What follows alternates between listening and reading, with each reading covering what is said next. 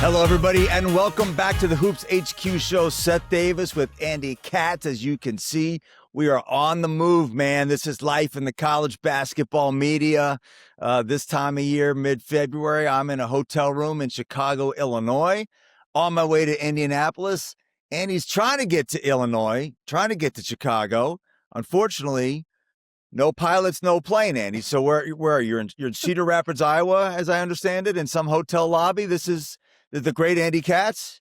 Yes. So actually had a court storming last night, which, by the way, sidebar, no security at Iowa. I got pushed and shoved, and I had to grab onto the camera and get Ben McCollum and Bennett Sturts. It was a madhouse, and we'll talk about this, as Iowa upset Nebraska or beat Nebraska at home, and then got up early to fly from Cedar Rapids to Chicago to do this show, little BTN, and then drive up to Milwaukee, because before I see you in Indy, I got a game on Wednesday night between Marquette and St. John's. But of course, there's no pilots, no plane. So come back to the hotel so I can make sure I can talk to you and do our show. And then I will drive up to Milwaukee and then to Indianapolis to see you.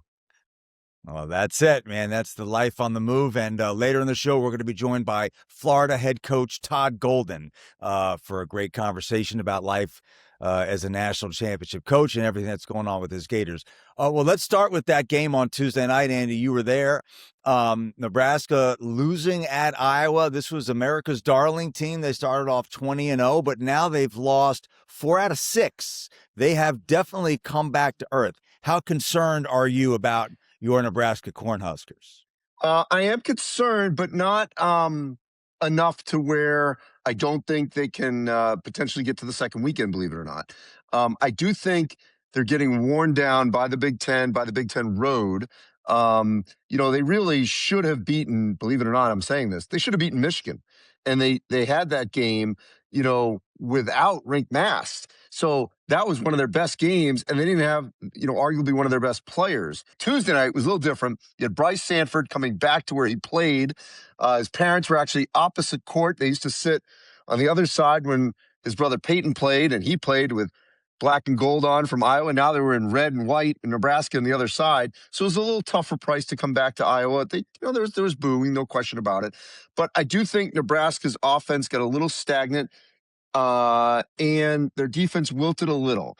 But again, I think more of the credit goes to Iowa. Iowa was desperate.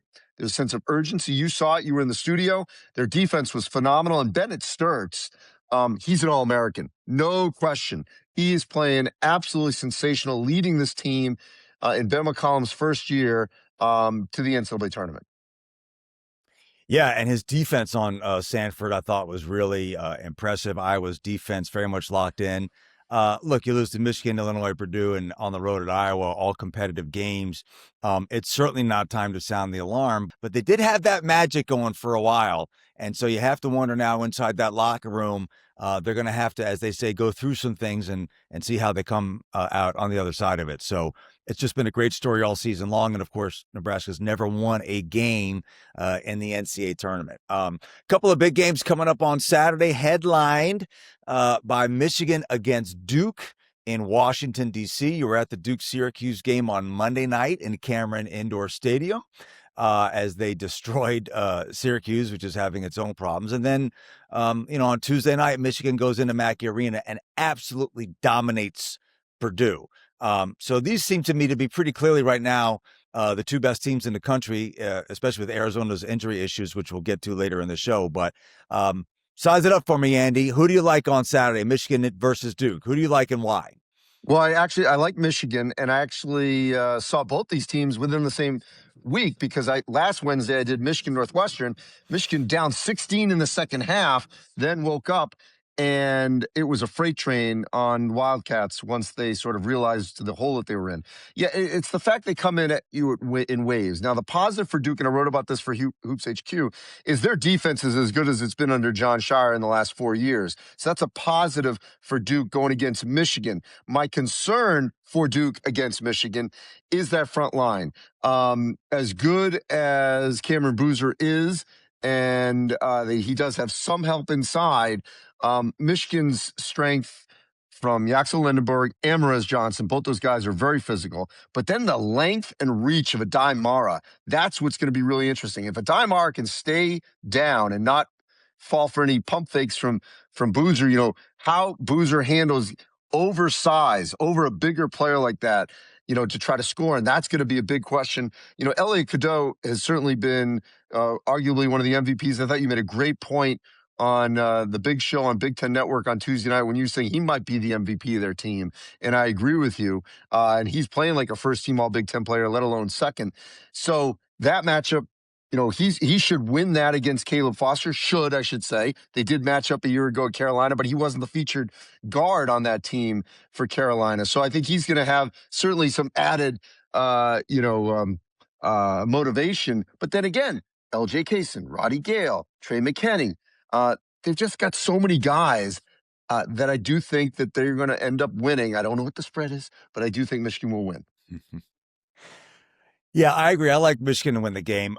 Mostly I'm just glad this game is being played. I'm very grateful to these two coaches for setting it up. This is a different mindset. You and I are a little older than probably a lot of people watching us. We remember when coaches avoided these matchups like the plague, especially early in the season. November, December was absolutely rocking and rolling, and you've got two young stars in this profession. We'll have another young star coming up later, in Todd Golden. These guys, they don't care.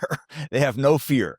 I like Michigan to win the game, but I'm glad they're playing it, and I would love for them to play again in Indianapolis at the Final Four. Last topic is our guy, Mick Cronin, head coach of UCLA. First of all, they got absolutely embarrassed at Michigan State. They were never in the game. They got absolutely embarrassed in the second half of their loss in Michigan. It was close in the first half. Late in the game, Steve Jamerson, who's a reserve off the bench for UCLA, when the game was definitely not in doubt, committed a hard foul on a breakaway. He was assessed a flagrant one. Mick Cronin sends him into the locker room in front of everybody, which I've never seen that. I've never seen that. And then after the game, he got into an exchange with a reporter in the hallway in a video that I'm sure everybody has seen by now, in which case he went back and forth with the reporter. The reporter asked about Xavier Booker, who's a UCLA player transferred from Michigan State, got heckled a little bit by the student section. Reporter asked him that. Mick didn't like the question, said it's the dumbest question he's ever been asked. I take offense to that. I have personally asked Mick far dumber questions than that.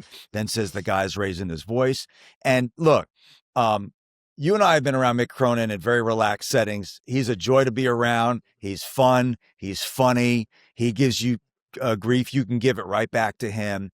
His behavior this season, and really over the last couple of seasons, I just think is over the line, beyond the pale, and unacceptable. I mean, at a certain point, you have to conduct yourself in a professional way. I've never seen a coach send his player to the locker room and humiliate his player like that. Was it too hard of a foul? Yeah. Do I wish he hadn't done it? The player's up in the air and vulnerable in that situation. It was not like the situation at Providence where it was literally an assault. The refs didn't even assess it a flagrant 2. They gave him a flagrant 1. I've never seen a coach do that. And then, if this were a one-time thing with this reporter, I might say, well, he's upset after a loss. It's every game. I mean, his complaint about the Big Ten schedule happened after they beat Purdue at home, their best win of the season.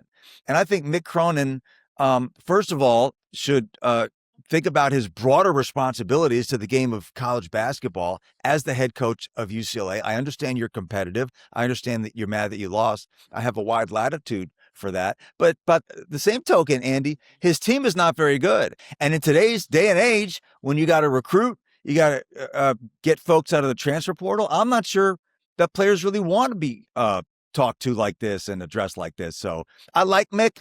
I want him to do well, and I want UCLA to do well, but I'm saying enough is enough, and it's time to act more professionally. Am I just early and being cranky here, or what do you think about this?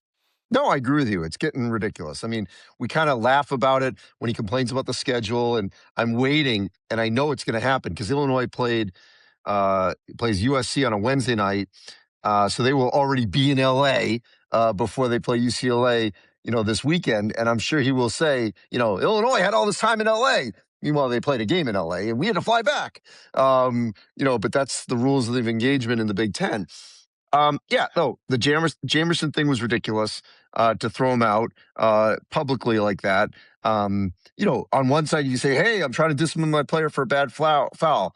Okay, you know the way you do it. You don't play him the rest of the game. You sit him at the end of the bench. I just thought it really was belittling him to throw him out when he wasn't thrown out of the game. There's other ways to discipline him rather than embarrass him. Certainly on the road. And yeah, look, obviously as a member of the media for 30 plus years, I take offense to that because look, I asked both head coaches on Tuesday about the treatment that Price Sanford was going to get by, Iowa and Nebraska. So I was asking about all this.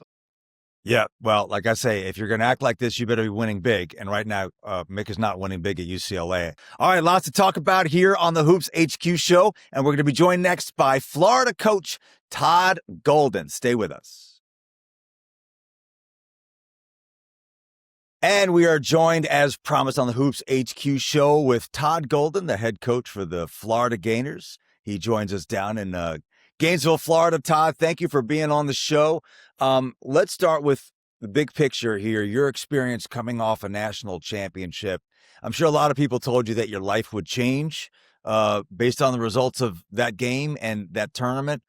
What's the most surprising part about the experience and all that you've dealt with as the coach of the reigning national champs? Well, first of all, thanks for having me. It's great to be here with you, Seth and Andy, as always. I think a couple things. Number one, right after the championship game and you win and you wake up the next morning and you don't really feel that different, to be honest. You just wake up and what's won is done and you start thinking about, all right, what comes next? And so you kind of realize that the joy is in the doing, right? And being around your team every day and being able to accomplish that together. But you don't get to celebrate it very long, especially nowadays. So the focus was going right back to building, the team back up for this coming year. And, in terms of how life changes, expectation, that's the thing that I keep going back to. After winning the national championship, we just had a lot more expectation this year from a program standpoint, from a player performance standpoint. And it took us a little bit early in the year to kind of battle our way through that. But I think we're better for it at this moment. Todd, I was with you guys at the beginning of the season in that opening game. And, you got, I don't know if lucky's the right word, but, in terms of pieces fit last year, they fit. And you had a couple holdovers. This year, maybe it just took a little bit longer, and that's normal. A lot of schools are experiencing that, where it took maybe till late January, February for all of it to fit. What was that process like this year as compared to last year in terms of trying to get the transfers and the returnees all to fit together? Yeah, it was definitely a challenge for us early on. I think last year we returned a lot in regards to guys that were already in the program with Walter, Will, obviously Tommy Kondo. So those guys, had a lot of continuity and really understood how to play with each other. Whereas this year we had the front court back with Tommy Kondo, Ruben, and Micah. But all four of those guys we asked to take on more this year and to play bigger roles and to take on more usage offensively. So those guys were kind of uncomfortable early on, just taking on more. And then we bring in Xaivian and Boog, and we ask Irby to take on more responsibility coming off the bench. So, I think this year, all 8 guys that are playing had to take on more. And so that process took a little bit. Obviously, we're playing 2 point guards with Boogie and X Lee. And I think it took us a little bit for those guys to get comfortable playing together, playing off the ball a little bit, which they weren't used to in the past. And, we didn't make it easy on ourselves playing UConn, Arizona, and Duke early. I'm not sure those are the types of teams that you want to try to get your footing against. But, we fell a little short in those games, but we knew that we had a chance to be pretty good if we stayed the course. And the thing that I'm most proud of with this team is that we stayed together. We were 5-4. It was, everybody was talking about how Florida, was a flop, or Florida wasn't anywhere near as good as they were last year. And our guys stayed the course. They didn't splinter. They didn't point fingers. And it allowed us to really work together in December to get better. And I feel like we're improving the right way as we get into the heart of the season here in February. So to that point, I think Xaivian Lee is a great example of that, where, block out the noise. There was a lot of flack going around. Oh, could he go from Princeton to the SEC and take over the reins? And look, there's a natural progression to raise your level. And he had to do that. And now he's playing, exceptionally well. How did you sort of coach him and mentor him through that as he went from an Ivy League lead guard to being one of the better lead guards in the SEC? Yeah, he first of all, you're exactly right. He's been amazing. These, really the last month, 2 months, in terms of the way he's played, and we knew that he was a very good player. Coming from Princeton, he did great things up there. Always played well against top competition when he was at Princeton, and we knew it was just a matter of him getting comfortable. And so for me, I tried to do everything I could to let him know that we had his back, even when he wasn't shooting the ball well early in the year. I told him, I said, bro, we're rolling with you. So, you got to find a way to get comfortable and, to make, fit in these different lineups and, in certain lineups, and you can be a little more aggressive. So that was an adjustment for him because we held him to a much higher standard defensively. We held him to a much higher standard rebounding, taking care of the ball. And now he's playing with 4 other guys that are really, really good, really talented. Some guys that'll play in the NBA. So that was an adjustment, and we knew it wasn't going to happen overnight. And the same thing for Boog, that it was going to take a little bit of time. But he was tough. He stayed the course. I give him a lot of credit because he was getting hounded early on in the year about not being good enough and not, doing his part. But we believed in him, and we knew if he stayed the course and stayed tough mentally, that he'd be all right. And now he was SEC Player of the Week last week. He's doing a great job, and his elevated play has taken our team to another level. Todd, I know we have still a couple more weeks left of the SEC, but from a macro sense, SEC tournament or a postseason tournament like that, and the NCAA tournament, you've done it. What's the best way to coach and lead your team back to back to back days to win a title, and then over the course of 3 weeks, 3 weekends to do the same? It's as cliche as it sounds, it's a one day at a time thing, especially in that SEC tournament. We want to win it again if possible, but you're gonna have 3 incredibly difficult games. For last year's experience, we were really fatigued after the SEC tournament. We find a way to win it. It was a huge moment for our program. We get the 1 seed, but we were definitely dragging a little bit those next couple of days, and then it bled into Raleigh, where I felt like we weren't playing with the same level pop against Norfolk, and then we get into that game against UConn where we had our backs against the wall. And it wasn't really until after that win that I felt like we kind of recovered and got our legs back under us. So that's something that we got to be mindful of this year. But when you're playing in those tournament settings, it's all you got to find a way to win. So you don't really worry about staying fresh and staying ready as you get to the tournament. A little too competitive to be thinking about that, but it's just one of those things that you just got to do everything you can to find a way to win, and then take advantage of the time you have after to recover before you get to the tournament. Obviously, everyone wants to win these conference tournaments. That's why you play them. But I know in covering the Big Ten, like there's definitely with the Sunday final, there's definitely been issues of teams if they play certainly Thursday or Friday, they can get upset and have been upset. So I do think that is an issue of how you manage that quick turnaround. What's your advice for those coaches that then play on Sunday and then may have to play on Thursday? So it's definitely a challenge. I think for us in our league, one of the huge advantages is being a top 4 seed in the SEC tournament, because that means you only have to play 3 games in 3 days to win one. And so that was an advantage that way. But it's definitely something you have to be thinking about. My best advice is pray that you get games on Friday in the NCAA tournament. That was a big advantage for us last year. That's one thing that can help you out quite a bit. Best of luck over the weekend and the rest of the year. Florida head coach Todd Golden on the Hoops HQ show. Andy and I will be back to wrap things up right after this. All right, back here on the Hoops HQ show with Andy Katz to wrap things up. A lot of bracket talk this week. Your timelines and your social media feeds and all your college basketball content, and certainly at Hoops HQ, is going to be busy because on Thursday, the NCAA is hosting a mock selection seminar. Andy and I will both be there going through that mock selection exercise. Even though I've been doing this for a long time, I always learn something. And then on Saturday, I'll be in the CBS studios as the NCAA selection committee will reveal its top 16 seeds as of that moment. So the top 4 seeds in each region to try to explain things. And really, Andy, to me, this is just a way to get people talking about the tournament. I feel like obviously it came out of the college football experience of revealing those rankings every week, which really backfired in a major way this season. So it's only a one-time deal. But what are you looking for this weekend in that bracket preview reveal on Saturday in particular? What's the type of thing that you would look for in that exercise? Well, first of all, and I don't have them off the top of my head right now, but we'll get them when we're there in Indy, is it's a pretty high percentage of the number of teams that are in the top 16 in February end up being in the top 16, on Selection Sunday.